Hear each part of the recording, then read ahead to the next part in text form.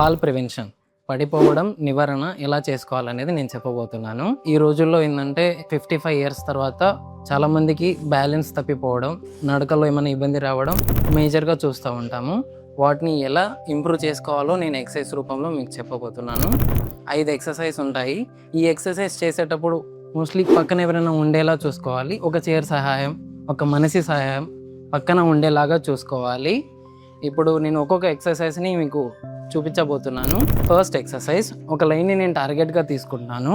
ఒక పాదం ముందు ఒక పాదం పెట్టుకొని స్ట్రైట్గా చూస్తూ బ్యాలెన్స్ చేసుకోండి. 10 to 20 seconds, 30 seconds కూడా మీరు ఇంప్రూవ్ చేసుకోవచ్చు. ఇవి 10 to 15 times చేసుకోవాలి.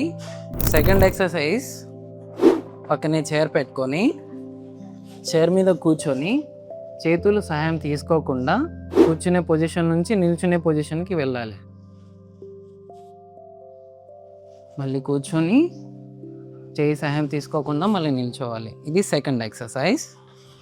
ఈ ఎక్సర్సైజ్ని 10 to 15 times చేసుకోవచ్చు. ఇది మూడో ఎక్సర్సైజ్. ఒకే కాలు మీద నిలబడాలి. ఒక 10 to 20 seconds దాకా హోల్డ్ చేసుకోవచ్చు. ఇలా 10 to 15 times చేసుకోవచ్చు నార్మల్గా. మళ్ళీ ఇలా చేతులు పెట్టి సింగిల్ లెగ్స్ మీద ఇలా నిలబడాలి. 10 to 15 seconds దాకా హోల్డ్ చేసుకోండి. అలాగే 10 to 15 times చేసుకోండి.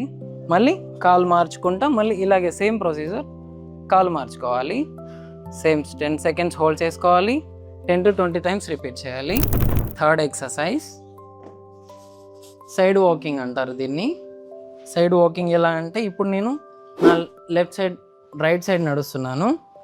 ఒక్కొక్క స్టెప్ వేసుకుంటా రైట్ సైడ్ వెళ్తున్నాను. అలాగే మళ్ళీ లెఫ్ట్ సైడ్కి కూడా అలాగే 10 steps, 10 steps, 10 steps right side left side, 10 steps right side, 10 steps left side. ఇలాగా ఒక 5 meter డిస్టెన్స్ చూస్ చేసుకొని చేసుకోవచ్చు.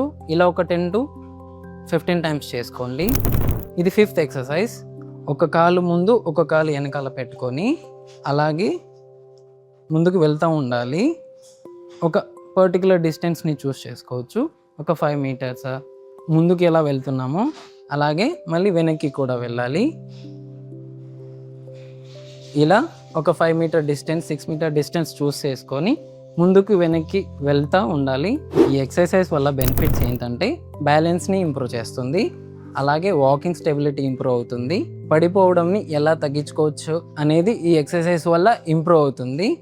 సో ఇవి మీరు రెగ్యులర్గా చేసుకోండి. Thank you.